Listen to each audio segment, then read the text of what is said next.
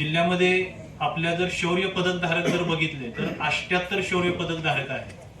लढाई आणि मोहीम निहाय शहीदांचा जर तपशील आपण भारत पाक युद्ध 1947-48 पासून बघितलं तर 184 मोहिमेमध्ये लढाईमध्ये शहीद झालेले शूरवीर जवान आपल्या जिल्ह्याला लाभलेले आहेत आणि त्याचा आपल्या जिल्ह्याला खूप अभिमान, या सर्व जवानांचा, त्यांच्या शौर्याचा, त्यांनी देशाप्रती बलिदान दिलं त्याचा आपल्या जिल्ह्याला आहे.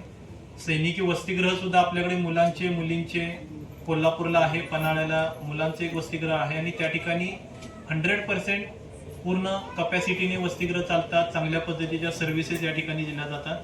तर असं सैनिक कल्याणाचं काम आपल्या जिल्ह्यामध्ये चांगलं चालू आहे आणि प्रशासनामध्ये आम्ही काम करताना जे आजी सैनिक असतील, माजी सैनिक असतील, त्यांचे काही प्रश्न असतील ते नियमानुसार तातडीने, प्राधान्याने, इतरांपेक्षा जास्त प्राधान्य देऊन सोडवण्याचा नेहमी प्रयत्न करत असतो. आणि आपण जे काही देशासाठी योगदान दिलेलं आहे, माजी सैनिकांनी देशासाठी योगदान दिलेलं आहे, आजी सैनिक देशासाठी योगदान देत आहे आणि आपण सीमेवरती देशासाठी लढताय, सीमेवरती देशासाठी गोळी घेण्यासाठी, आपल्या अंगावरती गोळी घेण्यासाठी सुद्धा आपण तयार आहे. म्हणून आपलं जे समर्पण आहे ते लक्षात ठेवून प्रत्येक वेळी आपलं जे काही प्रशासकीय प्रश्न छोटे मोठे आम्हाला सोडवता येतील त्याच्यासाठी आम्ही नेहमी प्रयत्नशील राहील असं सर्व प्रशासनाच्या वतीने मी आजच्या दिवशी आश्वस्त करतो. आणि ध्वजनिधी संकलनामध्ये जे काय आपलं काम आहे, मागच्या वर्षीचं टार्गेट वाढल्यानंतरही आपण 125% काम केलेलं आहे.